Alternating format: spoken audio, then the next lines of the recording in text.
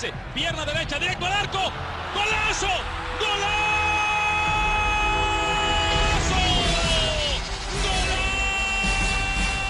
The world of football with a soccer perspective.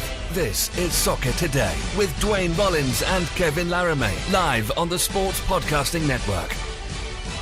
Good day, good night, and welcome to Soccer Today for Wednesday, February 27th, 2019. Geez, I can't get used to this. It is 2019 after all. And thanks for joining us. Duane Rollins is on the line as well, as always. And today, it's our fantasy special. It's been a few years, Duane, since we haven't got back into fantasy. We decided to give it a shot this year, encouraged by our playoff brackets last year. And we hope you all take a second to join our league. It doesn't matter if you're not good. It doesn't matter if you're not going to follow through the entire season. Join for week one and see what happens. How you doing, Duane? I'm doing well, although I'm having trouble opening my team in the app here for some reason because it's telling me I can't view other teams until I start the season, Kevin. So let's go. See if I can figure this out. Yeah, no, maybe you should get it on your laptop. But there has been some issues, by the way, with the fantasy login MLS Soccer has mentioned on their social media. But hopefully your team is set, or hopefully you're thinking of joining. And if you're listening by podcast, make sure you click the link in the description to join our league. Here's a brand new fantasy studio. The joy of having internet shows. I can change things.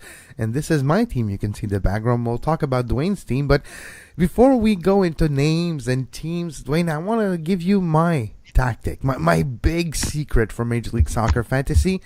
It's not about the players. It's about the teams, and it's about who's facing whom every single weekend. And that's the justification behind a lot of players I've chosen. When you look that I have 3 players from Montreal, 3 players from Seattle, and 3 players from Philly as well. Look, yeah, that's not a bad plan. For sure. And I think if you talk to the people who are really into fantasy, and there certainly are a lot of them out there, that's what they do. It's you've got to be on top of it all the time if you want to win. Like the person who wins MLS fantasy overall is going to be an obsessive mathy person, really more than a soccer fan. Yeah. I take a different approach, Kevin. I tend to pick a team that I think I'll be happy with for the whole year because I'd rather do it that way because I don't want to do it day in, day out, but I will not win. So that's basically what it comes down to. But I do enjoy the process of going through and picking. And I do have a strategy of sorts when I do pick my team. I tend to just value certain positions over others, and I tend to try and save money with the more defensive positions and try and spend on the big players. So I have Piatti on my team. I have Martinez on my team. I have Josie on my team. So that's kind of where I come down. Here are the rules, simple rules and not a lot of constraints, and that I think is a good compared to years before. Maximum 3 players per team. You got $100 million. Every player from defenders to goalkeepers, midfielders, and forwards have a value from ranging from $11 million all the way to 3.5 or 4 million, depending on the position. And you can choose how many you spend on each player. If you want a Zlatan, it's going to cost you $11 million, or Lodero, and then you got less for the rest of the team. But 11 starters, you got a bench of 5 players, and unlimited transfers every week. I remember years ago, Duane, where we had a limited number of transfers, and you had 2 or 3 unlimited weeks where people would just change their entire team. So that was a lot more complicated back then. Now, it's unlimited transfer. Week to week, if you're not happy with your team, you can change. You just clear your entire team and start a brand new team with, brand new players at least. And there's 2 season, I would say, Duane. It's like the Canadian Premier League calendar. You get the spring season and you get the fall season. So if you're really bad in the beginning, you still have a shot of winning the second season. Yeah, look, I think that's the popularity. If you look at all those daily shows that are daily fantasy contests out there, that's kind of the idea of that is. And that's, I think, one thing that discourages a lot of people from playing fantasy is because once you get behind, it's well, why bother? And then that's less fun for the people that are in front, and so on and so forth. That said, I mean, the one issue, I'll talk candidly about this for a second. I do have a bit of a philosophical issue with fantasy games, not so much them in nature. I mean, as growing up, I was in hockey pools and a lot of things. I was invited to be part of a draft MLS pool this year, which I'm kind of interested in and looking forward to do because that's kind of fun to me, the social aspect of it. But I think that people get too. It loses some of the sport of it, I think, in a lot of ways. It loses, like, you start cheering for players and, like, I don't know. I'm a purist that way. I don't like to cheer against teams or cheer for a player rather than a team. I can't get into NFL fantasy for that very reason. I've talked to NFL fans out there that don't have a team, but they watch NFL every week because they're, like, obsessed over whether players do good or not. Some guy got a pass reception, right? Like, ugh. I don't get it as a sports fan. I'm old that way. I'm not millennial enough, I guess. Yeah, maybe. For me, what I find useful with fantasy, it makes you discover players that you don't necessarily think about on a day-to-day basis. Like picking players like defender Nelson from Dallas. I haven't thought about him ever. Let's be frank here. And Pomikal or other players that are periphery players, but because of the amount of money that they cost, and sometimes defenders in your fantasy will be where you decide to short ball players and $4 million for defenders, and you get to discover a player. And for me, it gives me a bit more excitement for games that I'm not necessarily that excited to watch. And I guess with the fantasy, it's been a few years since we've done this once again. So I guess I'm going to be happy to watch on a morning or Sunday replay LAFC versus whoever, or just to see if my picks are good or not. So, no, I guess it's going to make me watch more MLS games, and that's just positive for this show probably. There you go. I am looking forward to. Apparently, the Canadian Premier League is going to have a fantasy league. Now that is going to be into the weeds. Now that I want to win. That I'm going to try to win because I know the few players for the last 5 years. So, 2 more FC Montreal players signed yesterday. We'll talk about this later today on a special Wednesday edition of the Two Soccer podcast. Right? But fantasy. Maybe we should start by just talking. Well, first of all, join our league. If you want to join our league, the code is in the description, or here is a quick code that you can enter in the league codes to find us. V5AAUWDT. Write this in MLSsoccer.com fantasy, and you'll find our league. Join us, and Duane, we'll have prizes. There's prizes that I've been trying to give away for years. In my closet here, I have a soccer ball signed by Nacho Piatti and the 2017 Montreal Impact team. That is going to be up for grabs. Duane's got some swag too. We'll figure out what to give away at the end of the season. But I think we can do maybe a prize for the winner of spring season and at least a prize for the winner of the fall season. Fair enough. I have a signed Orlando City jersey from the Orlando City team from 2017 signed it when they were at BMO Field, so I have it. I can give that as way as there because it's just sort of folded in my closet at the moment, so that's fine. Yeah, we'll give some prizes out of this. You can have a free subscription to Soccer Today. Hey, I can probably give a free subscription of the Two Soccer podcast for a few months as a gift too, if that's something that you'll be interested on. But well, I meant Soccer Today though; it's already free. Yeah, it's already free though. It was like a joke, but I don't want people to feel cheated by us, so we'll do that. Let's start, Duane, by your thinking behind Week 1. You mentioned to me off air that you've got 3 Montreal Impact players. So do I. They're facing San Jose Saturday night at 10 p.m. Eastern. San Jose was a dumpster fire to be nice last year. We're expecting different this year, but it's a lot of changes with the new head coach and new players, and it's going to take a while for them to gel. Montreal's had a good training camp, but there seems to be chemistry already between players. So you choosing 3 Montreal Impact players, me choosing 3 Impact players, tells me that we believe Montreal's going to beat San Jose in the opening game of both teams on Saturday. Yeah, I mean, look, MLS, famously people say you can never know what the hell's going to happen in MLS till it happens, so you never know. But yeah, for sure, you'd have to think that way. You can only go off last year. Piatti is my captain for Week 1. Same here, and great minds think alike. There you go. Look, It's actually I only have 2 in the lineup. I thought it was 3 last night when I was doing it off air, but I do think that's a good pick. I have the young fullback there, the Canadian fullback. I think that if he gets some time, that he might. I tend in the back line pick all fullbacks because you're going to get more points if they get into the offensive end of things. That's my thinking on that. So. Yeah.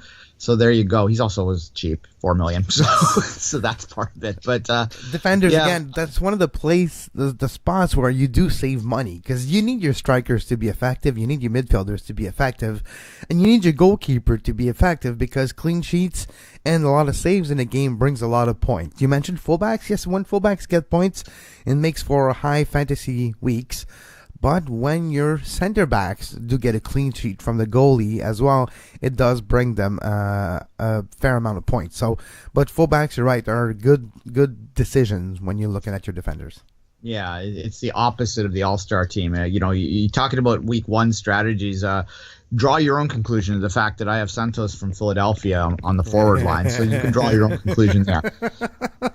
Yeah, we'll get to my Philly players, but we agree.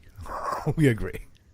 Well, look, we'll touch on the CCL game in the second half of the show, but yeah, I also have Nick DeLeon from TFC on there. Again, he's listed as a defender rather than a winger, so I thought that was a little bit of value. But yeah, it's you got to think that way if you want to win these things. I have a good friend, Kevin Rollins. He has the same last name as me. He is in Ottawa. He runs MLS Fantasy for Kids. He's done that for years for his children, and they have taken well, and it's pretty successful. So I encourage you, if you have kids that want to get into the fantasy game, to check Kevin's site out. You can find him on Twitter at Older Golder. Yeah, you can find the retweets on my feed as well, on your feed and on multiple feed. But yeah, Older. He finished top 100 in North America on MLS Fantasy and a couple times in the past. So he's really into this stuff. So yeah, and he changes his lineup constantly, right? Because that's how you win. That's how you win. All right, let's start with our goalkeeper and make our way to finish with the forwards for our team for week 1.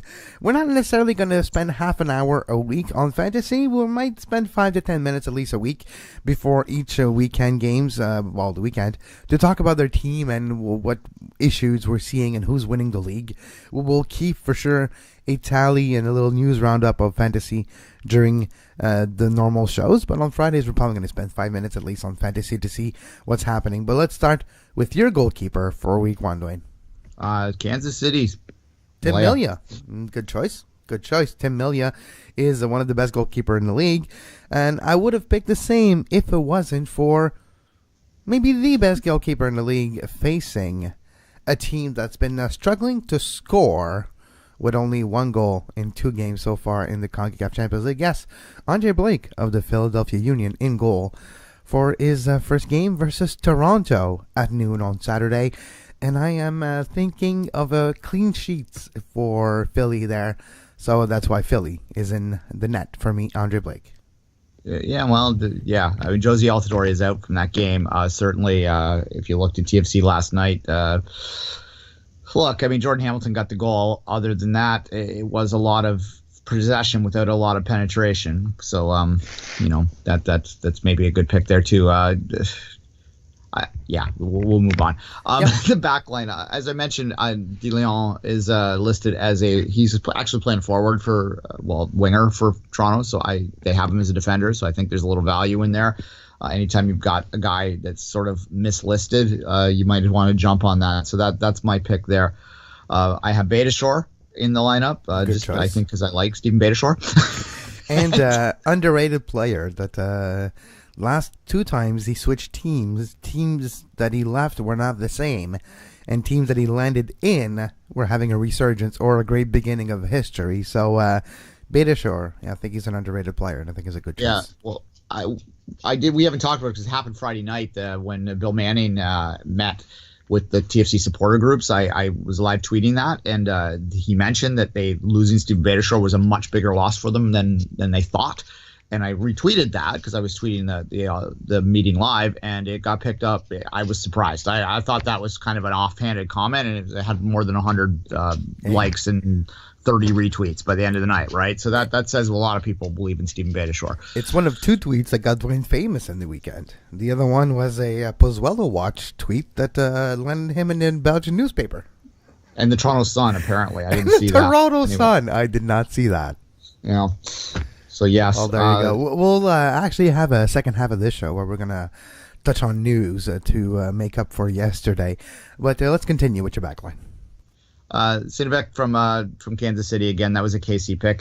Defenders, like, again, you get points for clean sheets.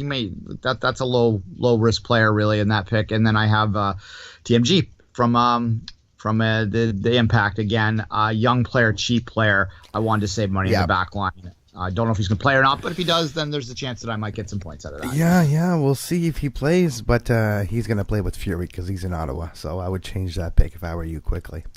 Because he's one of those type of players, like others in this fantasy, that has moved on from the league and not removed from the fantasy pool. Oh, okay. I did not realize that he had been loaned out. So, yes, that's good for me to pay attention to that stuff. Well, but you still have time to change your team. That's the beauty of doing this on Wednesday and not Saturday morning.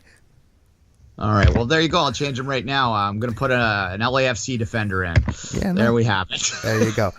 All right. So for me on backline, the same thinking. Philly for me is a team of predilection for week 1 because they're playing Toronto, Montreal playing San Jose, Seattle is playing Cincinnati, and Dallas is playing New England. So that's my thinking. Those 4 teams, I want to make sure they're represented well in my fantasy team for week 1 because I believe those 4 teams are going to have an easier time versus their opponent than other teams in the league. So for me, I won't fight you too hard on the complete crapping on TFC right yet, but we'll get to that. It's week 1. I think people are sleeping on them a little bit. Yes, but fine. Philly has done great moves. So for me, it's not necessarily just Toronto aspect. Philly can be dangerous this year. We'll talk about it Friday. I do have their Santos on the front line, so there you go. All right, my back line, starting with Nelson from Dallas, a $4 million defender. He's starting for me on left back, but that doesn't matter. Raymond Gaddis, a defender for Philly, 4.5. Austin Trusty, 5.5 million, another defender for Philly. And I have Bakary Sagna. And there's the averages of points. And for Sagna has a big average, 5 points average here. So for me, Bakary Sagna, he's $6 million. He's my highest paid defender, but he's a fullback. We all know Bakary Sagna. He has a great offensive mentality for a fullback, and he can create great things with the ball. So that's one of the reasons why I chose Bakary Sagna, Austin Trusty, Raymond Gaddis, and Nelson from Dallas as my starting backline for week 1. Fair enough. All right. Shall we move to the midfield? Let's move to the midfield. Let me just move my screen here. You can start with your midfield, Duane, while I adjust mine. All right. So I'm high on LAFC this year. You'll learn that on Friday when we do our prediction show. So I have Perez, Alvarez from across the city. Both of those are $5 million players, so a little on the cheaper end because I spent a little bit of money on the other 2 midfielders, Kaku and Piatti. Kaku's an interesting decision because of all that happened in the offseason. So if he comes motivated, it could be a great pick. And if not, his salary might drop because there's a few adjustments during the season. And if he's not playing well, his salary might go down. So it might be a really good value pick further down the season. I believe that he's going to be a motivated player because he's obviously wanted to move to Club America, but I think the Red Bulls were smart to get him under contract because he is such an important part of that team. And now that with Adams moving on, that they have to sort of readjust their format. I think they're going to be doubly dependent on him to generate things. So I do think that the Red Bulls are always a safe bet of late, and that's why I went with him. And Piatti obviously is Piatti, combined with San Jose, and I did make him my captain, as I said earlier. Okay, let's move to my midfield. My midfield cost me a lot of money. I'll start with Pomical, $6 million midfielder for Dallas. They're playing New England. He doesn't have the highest average, but they're playing New England. So anyone playing New England will probably get a lot of love from me this year, as every year, because it's New England. All right. Pomical. Nicholas Lodero, Seattle player. That's a great choice. He could have been my captain, too. They're facing Cincinnati expansion team. It's never pretty, the first game of an expansion team, maybe outside of LAFC. But I feel Cincinnati's a breed between Cincinnati's is like a mixed breed of a Minnesota and an Atlanta, maybe closer to Minnesota. So it might be difficult in game number 1, especially against Seattle. So I have Nicholas Odero in my midfield, as well as Gustav Svensson from Seattle. Those two players can make a lot of splash in week 1 versus Cincinnati. And my captain, Nacho Piatti, as well. My midfield can be very prolific on day 1 if things go according to my plan, which means if Cincinnati and New England struggles, and San Jose too, I'm going to rack up the points. Fair enough. Yeah, absolutely. I front load on the forwards all the time. Maybe that's a rookie mistake. I don't know, Kevin. But as I said, I mentioned a couple times now that the new Philly signing is Santos I have in there, and Joseph Martinez, obviously, until you see otherwise. Although I did hesitate on that. He's $11 million first off, which is a hell of a lot of money in the fantasy draft. But this guy scored 30 goals last year, so obviously that's a lot of points. He averaged Piatti averaged more in terms of fantasy points, 7.82, and I am reluctant because I was having this debate, and we're going to talk about Josie Altidore re-signing with Toronto in the second half, but I was not debating Atlanta fans because they're impossible to debate because they're like toddlers with a cookie in their mouth at this point in time, but nonetheless, and I say that lovingly. Hi, Atlanta fans, how you doing? Yeah, well, I'm sure that I went on the Atlanta Reddit forum, and there was one person complaining about how on r/MLS that they always got downvoted because they were saying annoying things, and what 5 Atlanta fans went, well, maybe stop saying annoying things. So I think there are some people in the Atlanta fan base that understand that there's an element of anytime, and TFC experienced this when they were very popular, Seattle's experienced this when they're very popular, whenever you have this critical mass of people, there's always some very intelligent people, very thoughtful people that look at the league as a whole and have very informed opinions. But the more fans you have, and Atlanta has a lot of fans, the more idiots you have, and those idiots make the most noise. That is the God honest truth. It's like every time you say something stupid, someone slaps you. Like, wow, every time someone slaps me all the time. Yeah, maybe stop saying something stupid. Maybe someone will stop slapping you. The point I was making with all of this ramble is that we've seen what Almiron is doing with Newcastle. Brilliant. Wow. Best player on the pitch for 2 games straight. Yeah, so I look at Martinez, who is a poacher, and if Pippi does not do the same type of stuff, if he does not get the same service, he will not score at the same level this year. He is not a creator. He is a poacher. That is a brilliant and needed task on any soccer team, but it's different, right? I don't necessarily think without Almiron doing all the things he does that Atlanta is going to be quite as good this year. How can they be as good this year? You've seen how good he is playing for Newcastle, right? So there is a reluctance there, but he is still a brilliant poacher, and I still think it's pretty reasonable to expect him to score at least 20 again. Yeah, that would make sense. That would make a lot of sense. Let's move to my 2 strikers. Again, my strikers have been picked. My starting strikers have been picked with the same mentality as the rest of my team. Maximiliano Urruti, the archer, has been chosen for me. A forward, 9.5 million. He developed already great chemistry in training camp with Nacho Piatti. And on game number 1, it's all about the last few weeks before. And they're playing San Jose with a lot of turnover once again. And Montreal is going to find a chemistry. Piani's going to find Urruti. He means they're going to score a goal, create one. And I think it's going to be a good choice here. As a striker, 9.5 million for Urruti. And just, you mentioned 11 million for Piatti. That's the highest you can be, is 11 million in this fantasy. And you got $100 million. And you got 11 strikers, 11 starters, and 4 substitutes.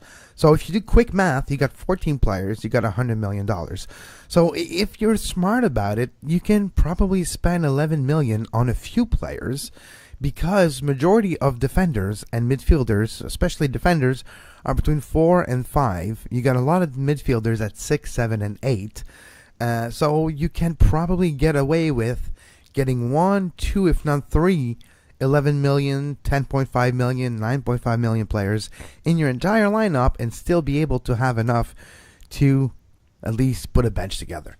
But Max Urruti from Montreal is one of my forward, and my second forward is Rui Diaz from Seattle, because they're facing the expansion team once again, and I think this team will get me a lot of points on day 1.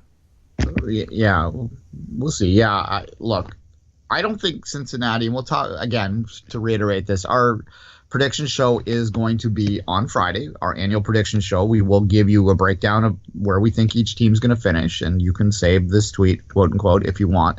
It's not a tweet, but you know what I mean. And throw it back in our face at the end of the year. You can save Friday's show. And, yeah. I'm not going to pick Kansas City this year, Duane. I decided that yesterday. So, I got a whole... I honestly don't know who I'm going to pick yet. Me neither. It's too early. It's Wednesday. Yeah, I mean, in the past, I've kind of had I'm not going to lie, like, there's a lot of seasons that I've had a hunch from about, like, Toronto's treble year. I had a hunch TFC was going to win MLS Cup after that. And there were people that were saying, oh, they're going to have a hangover over this and that. And I saw that team, and I thought they were going to get it done. And, I thought that Dallas, with the year they won the Supporters' Shield, I had picked them for the Supporters' Shield in the offseason. Again, that was a hunch that happened right from the end of the year before.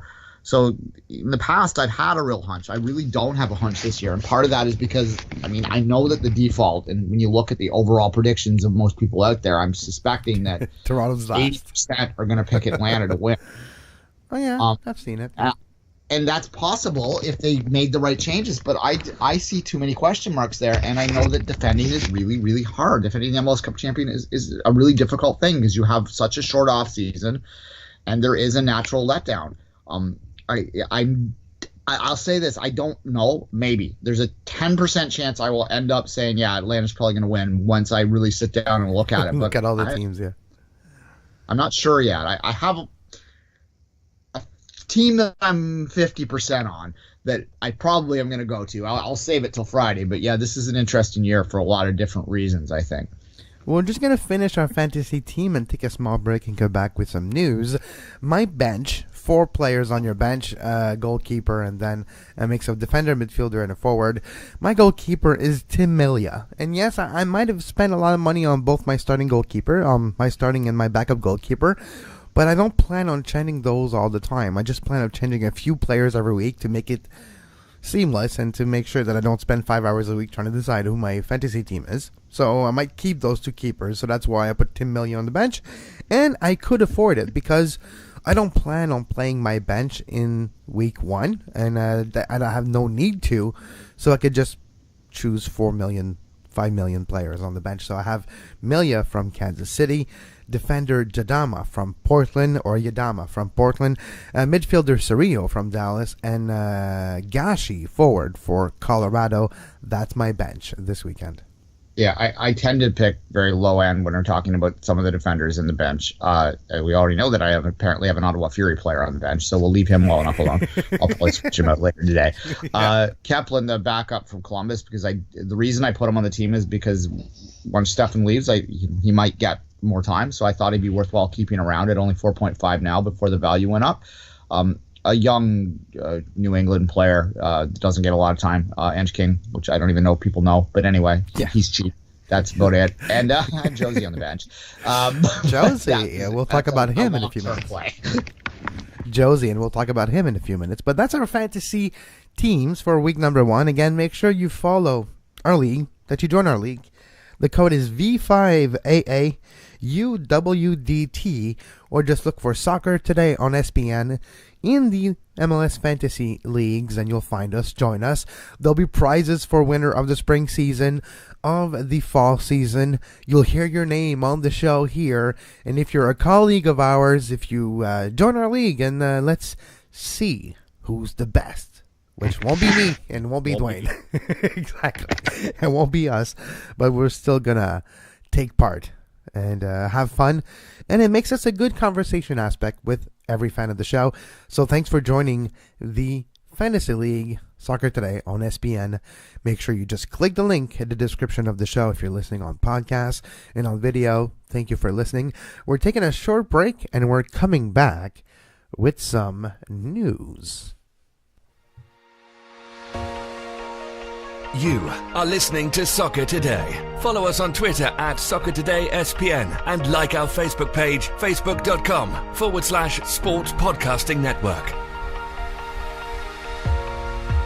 You can find the podcast version of all the shows we do on iTunes, Apple Podcast, Google Play Store, TuneIn Radio, iHeartRadio, and anywhere you get your podcast.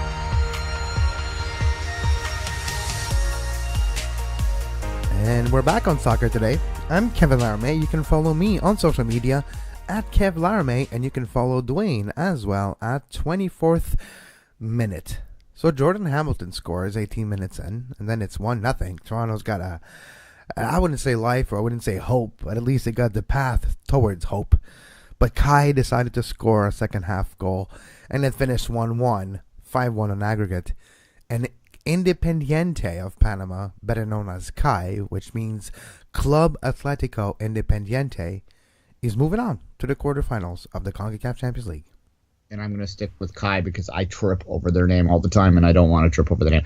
Real quick, Kevin, I did want to humble brag for a real quick second. We talk about how bad I am at fantasy. I do want to point out that we finished top 500 in the MLSsoccer.com World Cup bracket out of 55,000 entries. So, we were almost in the money. That said, look, last night, I was just distracting from last night a little bit more. I just want to delay it as much as possible. Look, I don't know what to say about it, honestly. They lost the tie in the first leg. That's what it came down to. Kai scored in the second half. Another small boneheaded play. We'll get there. We're going to get to Simon in a second.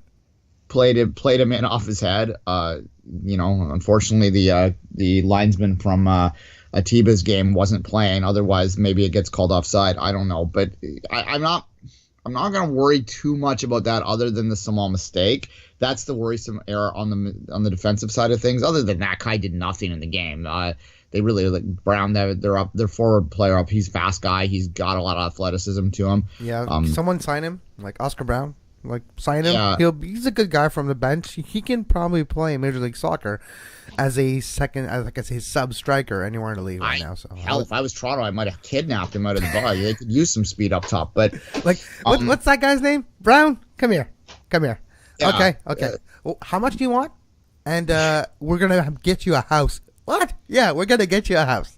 Sign here. Just sign here. $100,000 in a house. Here you go. Sign on the dotted line. Here's $1 million. Go away. But now, no, I'm not gonna belabor that goal too much because they were pushing forward pretty heavy at that point, of course, and were pretty exposed. I mean, someone else should have done better with the ball off its head, but I don't think it happens if they're not chasing 4 goals. So I'm not going to worry about them scoring too much. What is worrisome is that they just couldn't break them down, and that's 2 games in a row that they couldn't do that. There's no real forward thrust. Now, part of that's because their creator is gone. I was going to say, you know what was missing? Some creativity and some creation in the midfield. Vasquez Which and is Javinko. why it's not time to panic, because they have him coming. Yeah, Pozuelo's going to come. We're going to get there. But you really feel the absence of Javinko and Vasquez now, which is actually, when you think about it, it's logical because those 2 transfer out were not necessarily planned in the long-term aspect, so there's no one already there to take over. So once you transfer them out, there's a little leeway, a time period where the next one is not here yet. There's no one already set up to take that role. So you just you make do, and that's what it looked like for the first 2 games of Toronto in the CCL. I think Jonathan. Yeah, sorry to interject. I think Jonathan Nazario was still playing very well, and you saw him up close yesterday. He was playing with a lot of confidence, but without those other high end guys around him, he is still a support piece to them, is what I'm saying, right? And he's a very, very good one. He is TAM level, I think, but he alone is not going to break that team down, and that's essentially what it was last night. He was trying. There was one play in the second half, and I was in the crowd, so I saw it right coming at me, where he tried to take 3 guys on, and that is not his game. But that, to me, was a product of how frustrating it was to break this team down otherwise. And they low blocked. They threw, they put a bus out there, if you prefer. They were time wasting in the 5th minute, as they should. And they got the job done, and they ended up getting the goal late. Well, not so much late. It allowed half the crowd to get out of there at least. To go back to where it was warm. Oh my God, it was so bad out there. It was worse than the 2016 MLS Cup, because that was the worst. It wasn't even close. That was because I was -16 in 2016, and you mid -16, and I was really well dressed. I'm from the North Pole here, right? And I was like, geez, this thing here is. I think the difference was there were 30,000 people in the stands. for that game, and the heat of the 30,000 people generates some heat themselves, and they block the wind themselves. So you were exposed there last night. It was not like, to be serious about it for a second. Like, we always make joke, oh, winter schedule now, but if MLS is watching that game, they should take a sober thought about their idea to start this season into February, because anyone who lives in a northern climate knows this. It's warmer in December than it is in February, because your land is frozen in February. Yeah. Like, it's been 3 months of it. And the deep freeze, there's a difference between when it gets frozen in the beginning or the deep freeze, and we're in a deep freeze now. So yeah, it wasn't safe in there last night. Honestly, like, if you were a young kid or an older person, like, I wouldn't have taken a kid to that game. I would not have brought my grandparents. Well, they're gone, but you know what I mean. Yeah, well, it's pneumonia FC. Like yeah, you go to the game and you come back with a pneumonia. Yeah, and there were lots of people that just bailed on it, and part-time supporters. No, they're sensible supporters at that particular point. Sensible, never mind supporters, sensible people that didn't want to lose a finger stayed home. Yeah. The crowd actually wasn't that bad in the first half, all things considering. Down 4-0, in -17 was what the air temperature was in terms of wind chill. And I would guess, based on this, and I know a lot of people fight me in this, but I've been in that stadium for 13 years, and I know what it looks like at certain levels. I would guess there was about 10,000 in there. Probably butts and seats, and that thinned out as the game went on. After half, that 10,000 was probably 7,000, and after Kai scored, it was 2,000. So, and yeah, watching people leave, it was time to go. But there's not much to break down in terms of the game. No, I thought that it was nice that Jordan Hamilton got a goal. It's good for his confidence. It's good that they put him out there. It shows that maybe they're going to give him a little more trust this year, but they still need Pozuelo badly. Yeah. And they need to figure out what the hell is happening at the back. If Samal is gone, they need to cut bait. Honestly. Okay, so let's get to Samal right now. So far, Toronto FC has conceded 5 goals in 2 games. Okay? 4 on the road, 1 at home. And out of those 5 goals, 3 are directly related to mistakes by Laurent Simon. 3 out of 5, that's 60% of the goals conceded so far by Toronto FC that have been directly correlated with a mistake by Laurent Simon. You hope that that's not a trend, because if that's a trend, yeah, you're going to leak goals, and they're going to be because of your center backs. Yeah, like there are people that are openly talking about, well, maybe we put Zavaleta back in there. TSN talked about it during the broadcast yesterday. They're like, was the Simon signing a mistake? You should listen to Kevin. Look, Kevin told you so about a few months ago. Look, and here's what I'll say to anyone who wants to burn everything down at TFC right now. That was a bad signing. So if you blame the guy who's gone. But no, I agree with you. You can't blame Ali Curtis for it. This is a player that was signed by the previous management. So, let's just keep that in mind before you get the torches out. But yeah, there's got to be a decision made on this very quickly, because he, in these 2 games, has not been good enough. And you can blame the fitness to a certain extent, but you just coming back from a regular season with Dijon, so fitness cannot be an issue there, because he's supposed to be in mid-season form, which clearly he's not. Yeah, I mean, the first game is in particular. I mean, it's long gone now. That play last night was, he came off his head the wrong way and played him in. Why is he's parallel to the other defender at that point too? Like, what's he doing? Like, why is he even attacking that ball if he's just step back, let it bounce one more, and control it. You got someone on you. Like, there's a man behind you. Why would you risk it? Anyways, it's always easy after the fact to look at a play and dissect and be like, oh yeah, you should have done this, should have done that. But 3 out of 5, now it's becoming like a talking point. So, of course, we're going to look at Simon's play now with a magnifying glass and dissect every little mistake he does, because he has created that feeling already after 2 games that he's a liability. And what people say about him, what they've always said about him, even when he was at his peak in Montreal, is that his weakness of his game is that he's over-aggressive. And it's okay if you're over-aggressive if you have the athleticism to cover up for it. And he did when he was 4 years younger. Yeah, that's true. And he doesn't anymore, so he needs to readjust his game to play something that makes more sense for him. But at this point in time, again, the salary's there. You can't really do it because no one's going to take him in a trade, so you're stuck with him. But you've got to make a decision and just bite the bullet. And I think they still have enough money, according to all reports and according to their own words, to sign 2 TAM players. I think their target are probably 2 wingers, but I think they need to readjust and bring a defender in. So is Simon the 2019 version of Akeche? And the fact that he might be bought off before the transfers back on. Yeah, well, they can buy him out. Yeah. Well, yeah, I'm trying to think in terms of the Akeche's been bought out from last year or for this year already, so I think their buyout's done from this year. But yeah, if he's like this for all year, they'll buy him at the end of the year for sure. But they still got Vanderbilt as well, right? Yep. That's the other issue there. That's true. Yeah. Their salary cap's not a big problem. It really isn't, because they have lots of TAM and GAM because of the sales.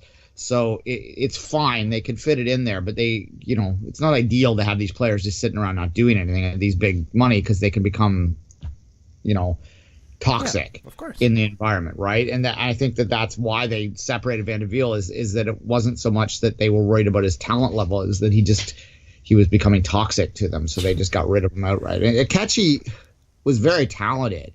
Well, it didn't fit. Like his playing style. They've been open about it, and again, and I don't mean to bash Bezbatchenko. It's not like I'm having revisionary history here. I said the same thing last year. Is that it's like they got the success in 2017, and they thought, well, we can just plug and play anything in here, and we don't need to worry about culture. We don't need to worry about fit anymore, because we're the mighty TFC, and we can just plug these teams in, and we're gonna march to another title. And it didn't work at all. And now they have these holes that were created by getting rid of solid journeyman guys out there like Beta Shore, who could have still been with this team, right? And still playing a solid role there, and they wouldn't have been worrying about filling these gaps. But instead, they tried to plug and play, and it didn't work out for them. So here we are. The mighty TFC, you said. Oh, how the mighty have fallen. All right, sorry, I had to do it. Okay, let's just quickly take a look at the rest of the scores in the CONCACAF Champions League from last night. Tigres 5, Saprissa 1. Tigres came back in that tie, and they won it on aggregate 5-2. Houston Dynamo 2 at home versus Guastatoya to win the tie as well, 3-1 on aggregate. They won both games. So those were the games last night. And tonight, Santos Laguna versus Marathon at 8 p.m. New York Red Bulls versus Atletico Pantoja at 8 as well. Monterrey versus Alianza at 10 p.m. tonight as well. Atlanta United Herediano. Atlanta's got a lot of work to do at home. It's 1-3 on aggregate for Herediano, so Atlanta needs 2 goals to win the tie or more. And Toluca and Sporting Kansas City.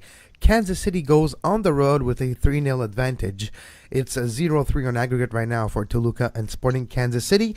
On the news aspect, Duane, Josie Altidore and Toronto FC are extremely close to an agreement for a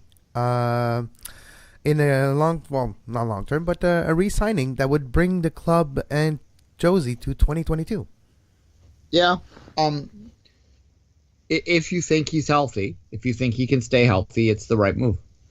Josie Altidore, and you can argue with this one way or the other, whether I truly do believe, I am not trolling when I say this. I think when Josie Altidore is healthy, he is, I feel, the most effective striker in the league. He has the ability, to use a hockey analogy, he's a power forward. He has the ability to outmuscle players and to create his own opportunities. He's not a pure poacher like Martinez is, so Martinez has more goals, but I would absolutely take him. You know how I would call Josie Altidore? A poaching target man. Like a mix of all those two, because he's not a pure target man, he's not a pure poacher, but he's a mix of both. Yeah, and he is incredibly effective when he's healthy. But that caveat has always been the key with him, and it's a broken record to talk about. I don't know how, there's just genetics out there with some people that they just break down. So that is a real worry. Now, the other thing to think about this, too, is that there was interest in Altidore. There was interest from Liga MX for Altidore out there. He's still 29. He could still make a move down there, and now TFC would get a transfer back. Whereas As it was standing before this, they would not have, because he just would have waited the 6 months and signed a pre-contract in the summer, and that would have been a massive distraction. So now they've locked him up. So I don't think there's any mistake here. You can be a Josie Altidore fan or not if you want. There are a lot of, I don't think U.S. men's national team fans are capable of a rational evaluation of Josie Altidore, to be blunt. They just aren't. They're so angry that they're blind. Yeah, there's baggage there too. They're just truly, guys, if you're listening out there, you're just blinded to it. You cannot rationally look at him anymore. I don't know why. He scored a hat trick the game before he went out. You know that, right? The idea that they weren't trying in that game in TNT is absurd. But however, and as a non-fan, I can say that. It's been a year. Let's move on. It's okay. Yeah. It's okay. That's how we feel every period here. Every 4 years, how we feel in Canada. It's like, oh well, next time. Yeah, but in terms of an MLS level, I mean, that's take a step back from all of that international baggage and look at him as an MLS player. You cannot argue that he's not a DP. You can't. So TFC signed him to a DP contract is perfectly fine. He has now. I still don't think that he's necessarily going to be here to 2022 if he doesn't perform this year. I do believe they would sell him. And that is also a smart business move. So there's no way, in my mind, there's nothing to criticize about this.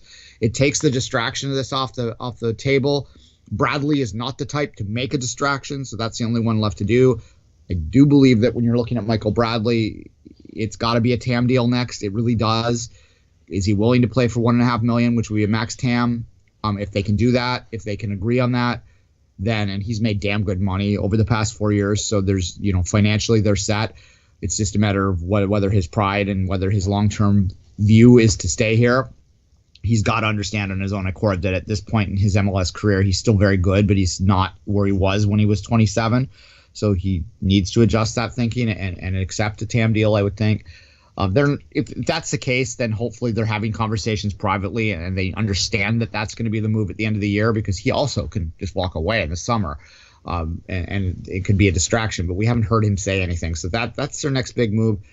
They've got two TAM positions left. They still have the top allocation order too, so keep an eye on that. Lots of moves to happen with TFC. This is a team that I think is probably internally talking about 2020 more than 2019. Ooh, that's not good for the fans, but yeah. Well, I don't think that they're thinking they're going to be like bottom of the table this year, but I don't think they're thinking they're MLS Cup champions either. With bringing that many new faces in, Pozuelo, who I think is good. I think Pozuelo is better than Sebastian Giovinco is right now. I'm not saying he's better than what Sebastian Giovinco was in 2015. I'm saying that right now that he is the better player.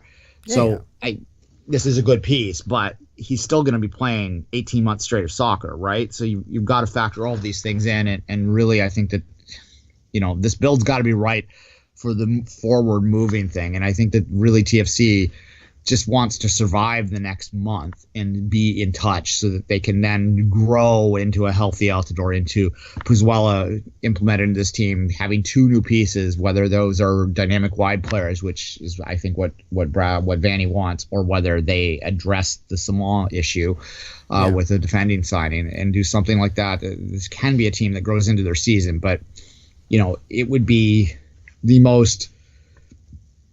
If you listen back to our archives in December, I was saying things like, I think TFC could either be, a complete disaster or will be MLS Cup champions. And I don't know if there's much in between. I'm stepping back from that, because when I was saying that, I thought that Giovinco would be there and I thought that Vasquez would be there. And we just didn't anticipate that back then.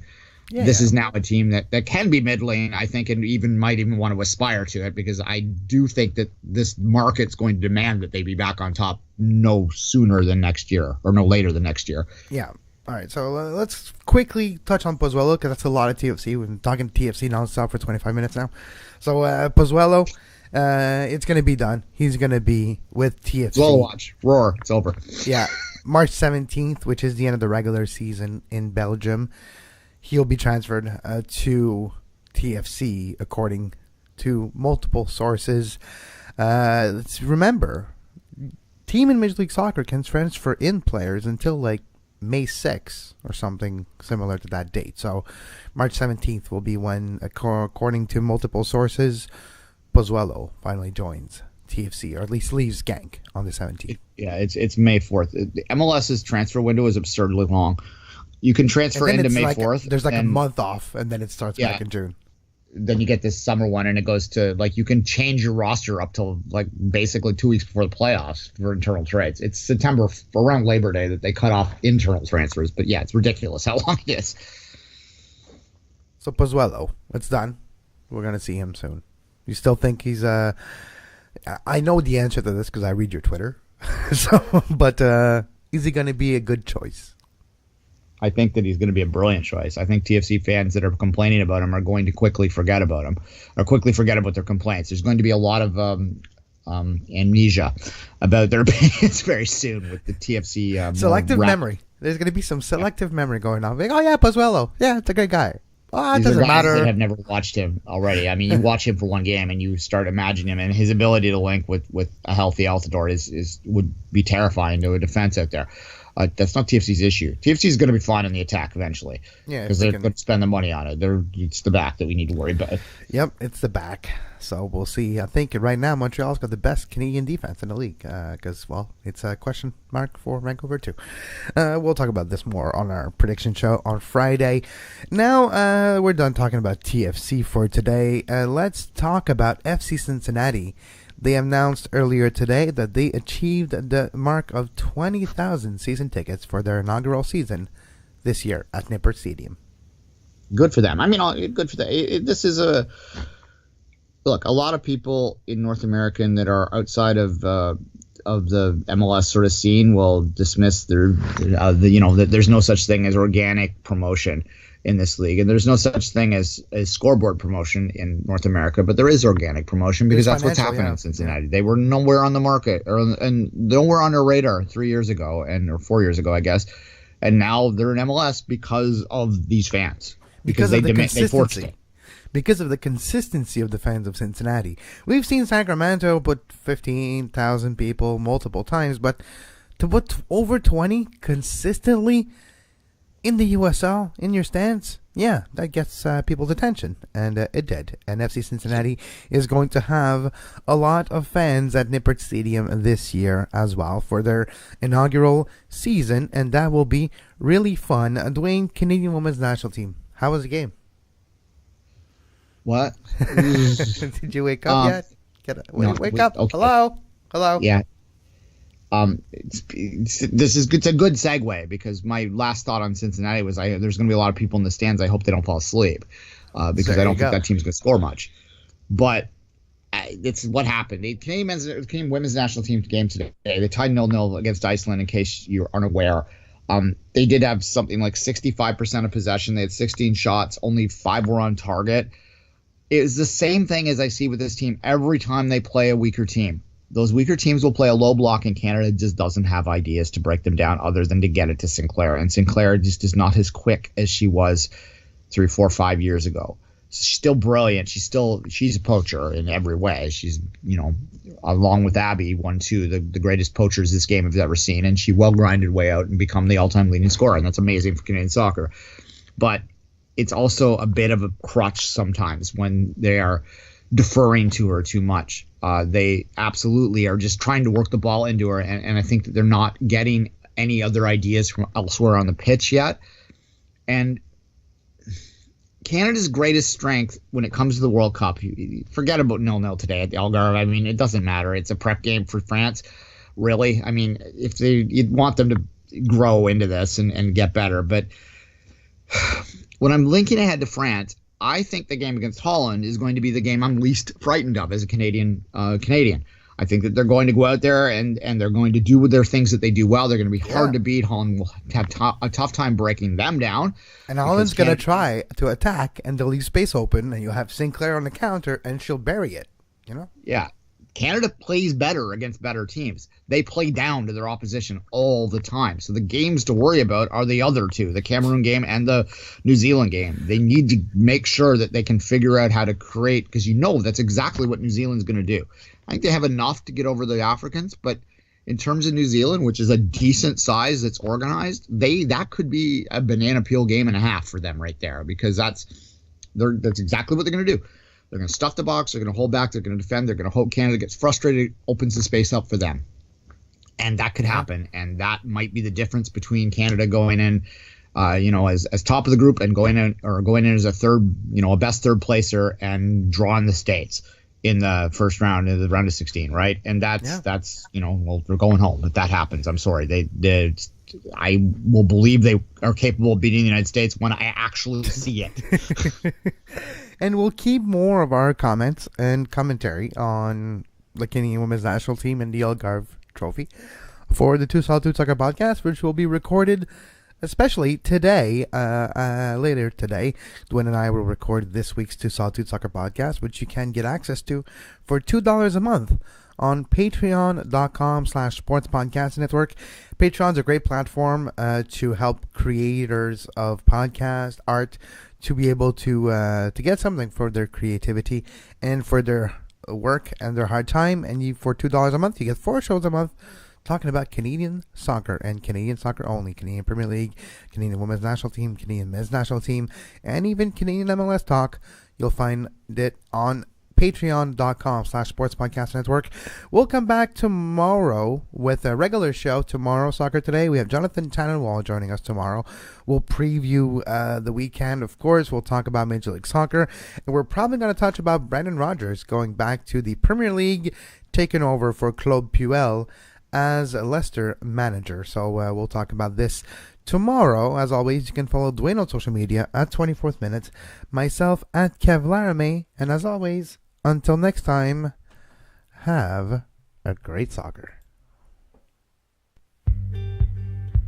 You can find the podcast version of all the shows we do on iTunes, Apple Podcast, Google Play Store, TuneIn Radio, iHeartRadio, and anywhere you get your podcast.